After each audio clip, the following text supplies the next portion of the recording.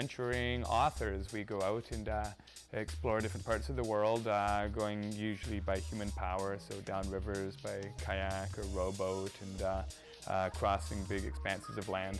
Our most recent journey was traveling from Scotland to Syria in rowboats through the interconnected waterways of Europe. And before that, we did a journey going around the world by human power. And the toughest part, so the crux of the expedition, was rowing across the Atlantic Ocean. It was 5 months with Julie and myself in a rowboat. So we've been writing about those, and right now we're on tour, sharing our latest adventure, Scotland to Syria, and promoting our new book, Road Trip. So are you from Kingston? With each of these trips, I mean, we're not really trying to one-up on each one. It's sort of like, for us, it's sort of like each one is a personal journey and a challenge that we want to take on for various reasons. So, and then the latest one, going from Scotland to Syria, that was more, you know, we're both curious about our families and where we come from. You have that sort of feeling of disconnect, you know, in North America, where there's so many cultures that come from other places, and then you're isolated in your small family, and yet there's this big family unit in these other parts of the world. So I think it was sort of fun exploring that whole idea and bringing that into it. Visiting our ancestral homelands was really the crux of this past expedition, starting in northern Scotland, where Colin's mother and father originally came from, going through Germany, where my mother lives, and then ending in Syria, where my father was born, and he still has a lot of family there. And it was meaningful on many fronts. Not only did we get to see the lands that they came from and experience the cultures, but we also got to meet a lot of family members that we had never met before, and I got to see Colin's family and where he comes from. So it gave us a better understanding of ourselves, but also of each other. By this point, we're almost at the bottom of Britain. We'd cycled and rowed through Scotland and England, and now we're about to cross the English Channel.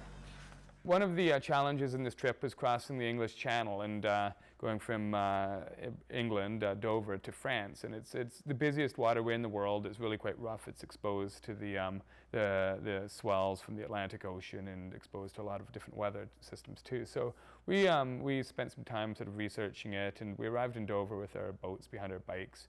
And we'd been there for about 20 minutes, and I made a phone call to a skipper to see if he'd be interested in actually being a support boat, because it's one of the rules that the Coast Guard has, is you have to have a support boat if you're going across in a human-powered vessel.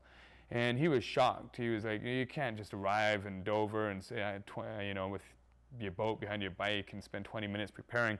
You know, and he was adamant that, you know, this was foolhardiness and he didn't want to accompany us. So I phoned a few different skippers, and it was a pretty similar response, and which I was kind of shocked, because they didn't really know anything about, you know, our boats or the previous research we'd done, but nonetheless they were quite scathing of our attempt. And in Britain, there's a lot of different sort of records for people crossing the channel with different means, and it's taken quite seriously. And so finally we found a skipper. He was a fishboat captain and very laid back, and he's like, oh, no problem. And so we had him as our support boat. And we actually ended up crossing the channel in 4 hours and 56 minutes, which we're quite pleased with that time. Not that we were trying for any records or anything, but just 2 months earlier, there'd been an English fellow who was a gold medalist rower, and he was trying to break the speed record, and he had a team of boat builders that created the perfect vessel specifically for this English Channel crossing, and it took him 6 hours, and we had our boats and or our bicycles and trailers inside the boat too, so it was it was a pretty good time. It's exciting to think that a couple of months ago we left from the top of Scotland with our boats and our bikes, which are inside here, and now we're in France, and so we're just going to continue through France, up through the canals, and maybe some roads too, towards the Rhine. And once we get to the Rhine, we're going to go over to the Danube and all through Eastern Europe. So right now we kind of feel like a new adventure is about to start.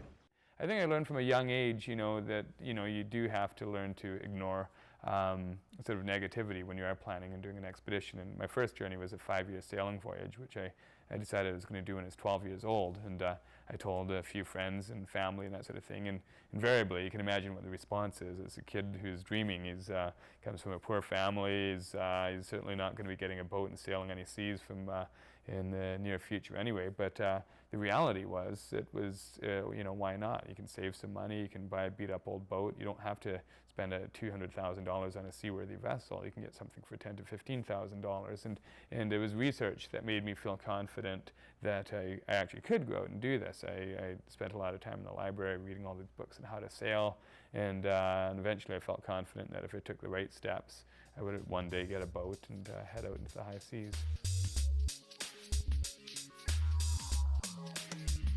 We do spend a lot of time together during our adventures, whether it's rowing across the Atlantic or 7 months rowing from Scotland to Syria, and then even afterwards, producing the film and writing the book. We co-wrote this book, and that in itself is a challenge. And I think through our expeditions, we learn a lot of tricks and techniques that help us work better together as a team. And when you're on an expedition, the types of challenges you face aren't really the things that you would in your normal day-to-day lives. It's a more extreme environment, and it brings out aspects in our personalities that might not otherwise be so apparent. And so you really have to learn how to get over any problems, and whatever lessons you learn out on the expedition also apply in our daily lives, and so I think have really helped us with our marriage too.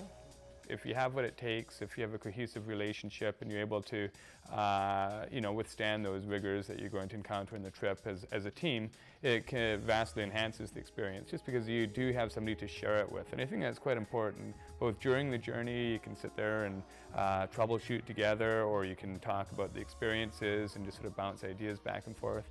And of course afterwards, especially when you do something that's quite unusual, the whole idea of being able to reflect on it, you know, with somebody else as opposed to just yourself. You know, when you've seen, you know, some extraordinary thing, it's so nice to be able to, you know, discuss it with somebody after the fact. Our book, Road Trip from Scotland to Syria by Oar, is out in bookstores across the country, and it details our journey from Scotland to Syria, and we've co-written it in alternating chapters, and it also includes quite a few resources. So for people who are planning a journey to Europe and are interested in traveling on the canals or some of the rivers, there are tips there on ways that they can do that. We've got 5 books in total, is it? Mm-hmm. Yeah. We've got 3 by you, 1 by me, and then 1 by both of us. So yeah, 5 books in total, and they're available in stores across Canada. We also have DVDs on our expeditions, which are available online at angusadventures.com.